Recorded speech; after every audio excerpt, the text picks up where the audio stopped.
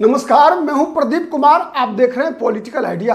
Political idea के आज के इस अंक में आप सभी दर्शकों का बहुत बहुत स्वागत है। मित्रों, बिहार में विधानसभा का चुनाव अब अपना रफ्तार पकड़ रहा है। वैसे अगर हम बात करें दोनों गठबंधन की तो एनडीए वर्तमान में ज़्यादा संगठित दिख रहा है। अंतर्द्वंद वहाँ भी है, लेकिन महागठबंधन के अंदर संकट कुछ ज़्यादा ही दिख रहा है। महागठबंधन में चूंकि प्रथम चरण के लिए जो नामांकन की प्रक्रिया आज समाप्त हो गई, लेकिन फिर अभी भी महागठबंधन के अंदर बहुत सारे ऐसे पेच हैं जिनका कसा जाना बाकी है। वहाँ एक तरह से मतभेद जो है वो मनभेद में न बदल जाए, इस बात की चिंता महागठबंधन के जो घटक हैं उनको करना चाहिए। महागठबंधन की बात जहाँ तक है तो सबसे बड़ी पार्टी राष्ट्रीय जनता दल है। दूसरे नंबर की पार्टी कांग्रेस पार्टी है। कांग्रेस एक राष्ट्रीय राजनीतिक दल है। इस चुनाव का परिणाम क्या होगा थोड़ा कहना मुश्किल है वर्तमान में, चूंकि फाइट जो है वो नेक टू नेक है। जहां तक सर्वे ओपिनियन पोल का सवाल है, तेजस्वी यादव आगे दिख रहे हैं, लेकिन एक जो सबसे बड़ा संदेश इस चुनाव का दिख रहा है वो ये दिख रहा है परिवर्तन की। कई चुनावों के बाद बिहार में कांग्रेस पार्टी इतनी सीरियसली इस विधानसभा चुनाव को ले रही है। इससे पहले 1995 का विधानसभा चुनाव ही एक ऐसा विधानसभा चुनाव था जब कांग्रेस बिहार में सरकार बनाने के लिए चुनाव लड़ रही थी, या उससे पहले सरकार बचाने के लिए लड़ रही थी। ठीक है, इस बार भी कांग्रेस पार्टी सरकार में अपनी भूमिका तय करने के लिए लड़ रही है। साथ ही कांग्रेस पार्टी इस चुनाव के माध्यम से, बिहार चुनाव के माध्यम से कहीं ना कहीं दिल्ली की राजनीति को भी साधने का प्रयास कर रही है। और उसके लिए जो कांग्रेस पार्टी के सर्वोच्च नेता है राहुल गांधी, जिसे हम कहते हैं ना कि leader leads from the front, नेता आगे बढ़कर नेतृत्व करता है, तो राहुल गांधी वर्तमान में उसी भूमिका में है। तो सवाल ये उठता है कि क्या राहुल गांधी अपने अकेले उस लक्ष्य की पूर्ति कर पाएंगे? तो सवाल जवाब होगा नहीं, क्योंकि राहुल गांधी के साथ भी कुछ लेफ्टिनेंट चाहिए। क्योंकि कांग्रेस पार्टी कोई क्षेत्रीय दल तो है नहीं कि भाई केवल बिहार में राजनीति करनी है, उसको केंद्र की राजनीति करनी है। राहुल गांधी का जहां तक सवाल है तो राहुल गांधी को चुनौती देना है नरेंद्र मोदी को, न कि नीतीश कुमार उनके लिए चुनौती है। तो बिहार चुनाव में कांग्रेस का संदेश क्या है? बिहार चुनाव में सबसे पहला संदेश कांग्रेस का है कि कांग्रेस बिहार चुनाव को एक लेबोरेटरी के रूप में इस्तेमाल कर रही है 2029 के लोकसभा चुनाव के लिए। कांग्रेस 2029 के लोकसभा चुनाव में नरेंद्र मोदी को चुनौती देने के लिए एक रोड मैप तैयार करना चाहती है। तो वो रोड मैप क्या है? अगर रोड मैप की बात करेंगे तो हम लगातार जनवरी से लेकर अभी तक के राहुल गांधी की बिहार केंद्रित रणनीति को अगर डिकोड करने का प्रयास करें तो उसी से सब कुछ मिल जाता है। क्या क्या मिलता है? तो जितने बड़े कार्यक्रम हुए राहुल गांधी के, 8 दौरे हो चुके बिहार में, ठीक है, उन 8 दौरों में राहुल गांधी के कार्यक्रम क्या क्या हुए इस बात को याद कीजिए। सबसे पहले कार्यक्रम हुआ नौकरी दो पलायन रोको यात्रा, मतलब नौकरी और पलायन के मुद्दे पर बिहार में चुनाव लड़ना। उसके लिए चेहरा किसको बनाया राहुल गांधी ने? कन्हैया कुमार को। मतलब नौकरी दो पलायन रोको पदयात्रा के लिए चेहरा कौन? कन्हैया कुमार। कन्हैया कुमार मतलब एक युवा नेता के साथ साथ कन्हैया कुमार की पहचान क्या है?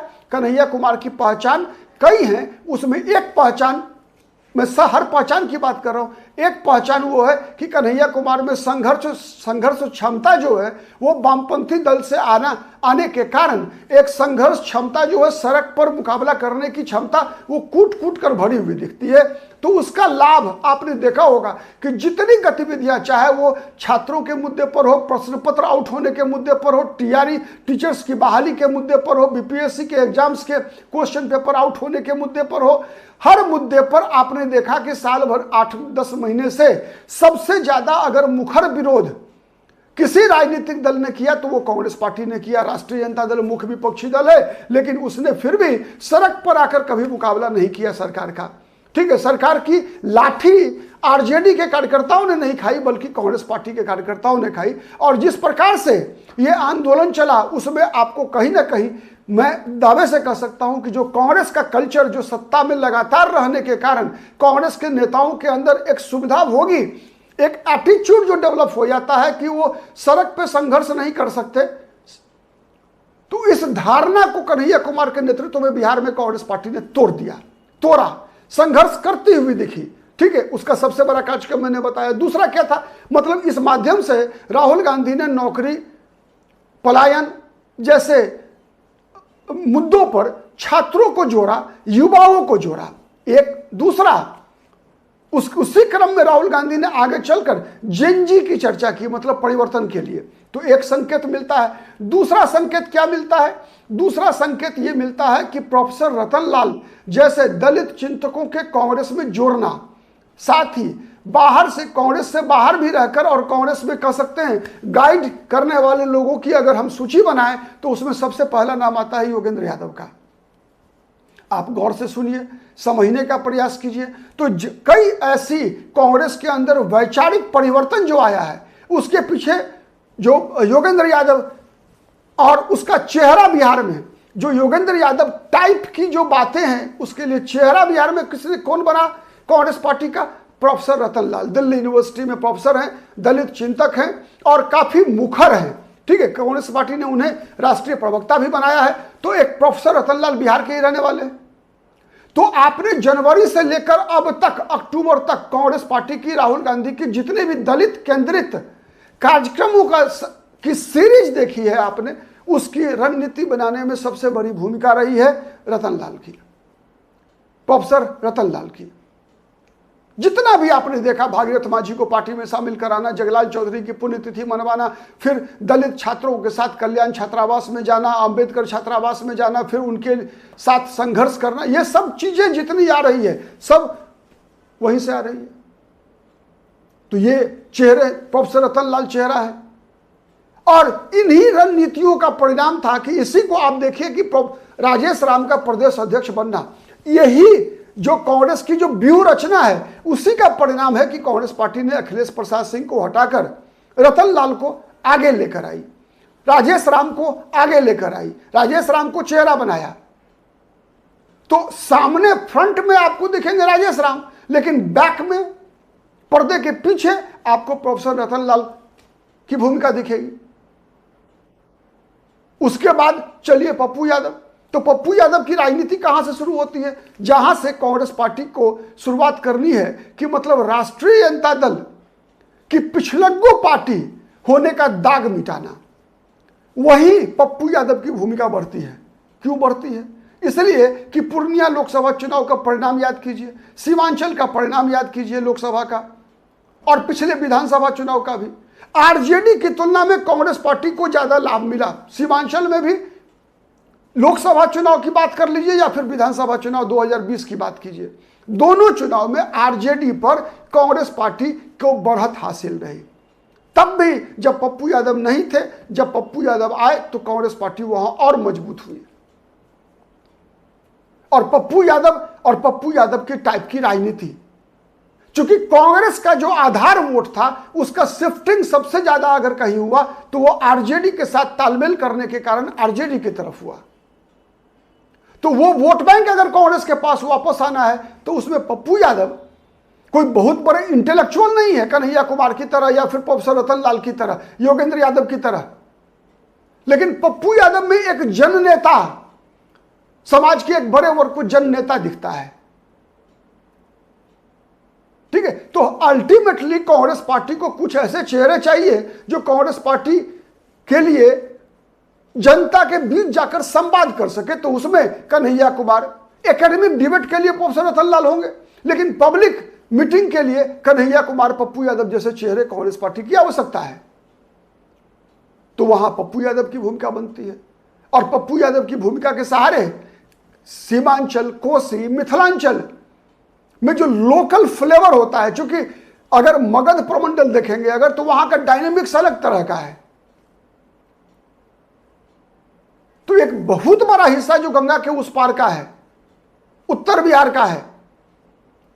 झारखंड के बंटवारा के बाद उत्तर बिहार में ज्यादा विधानसभा सीटें हैं, लोकसभा की सीटें ज्यादा है। तो वहां अगर देखेंगे अगर, तो वहां कहीं ना कहीं तेजस्वी यादव से, आरजेडी से कांग्रेस पार्टी को उसका जो वोट ट्रांसफर हुआ है उसको वापस लाने में पप्पू यादव, कन्हैया कुमार, प्रोफेसर रतन लाल, राजेश राम, साथ में शकील अहमद खान, ये जो 5-6 चेहरे हैं कांग्रेस पार्टी को, वो दलित, वो मुसलमान को वापस लाने में मददगार हो सकते हैं। अभी जो आपने देखा कांग्रेस पार्टी की CWC की मीटिंग थी पटना में, 85 वर्षों के बाद हुई ये मीटिंग, और उस मीटिंग के बाद कांग्रेस पार्टी ने अति पिछड़े वर्गों के लिए जो 10 पॉइंट चार्टर घोषित किया, उसके पीछे भी अगर देखेंगे तो कन्हैया कुमार, प्रोफेसर रतन लाल और योगेंद्र यादव जैसे लोगों की भूमिका रही, क्योंकि बिहार में सबसे बड़ी आबादी अगर देखेंगे तो अति पिछड़ा समाज का है।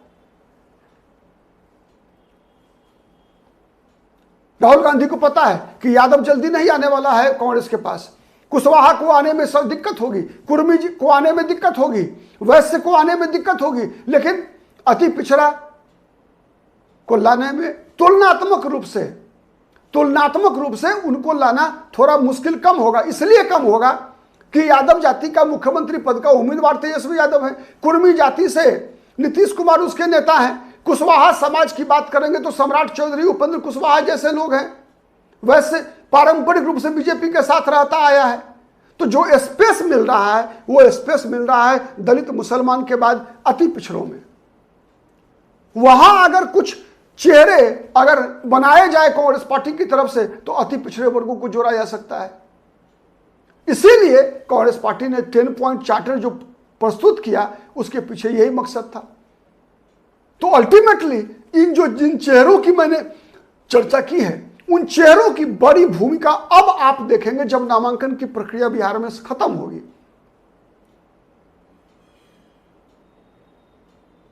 और नामांकन की प्रक्रिया 20 तारीख को खत्म हो रही है, उसके बाद आप देखेंगे कि इनके कैसे धुआंधार गतिविधियों से कांग्रेस बिहार में अपने आप को एक सम्मानजनक स्थिति पाने का इस बार प्रयास करती है। आज के लिए इतना ही, फिर हम किसी अन्य वीडियो में आपसे मुलाकात होगी। तब तक के लिए नमस्कार। आपको अगर हमारा वीडियो पसंद आता है तो प्लीज लाइक कीजिए, कमेंट कीजिए, शेयर कीजिए, जिससे कि अधिक से अधिक लोगों तक हमारी बातें पहुंच सके। अब तक यदि पॉलिटिकल आइडिया को सब्सक्राइब नहीं किया है तो प्लीज सब्सक्राइब इट। आज के लिए इतना ही, बहुत बहुत धन्यवाद।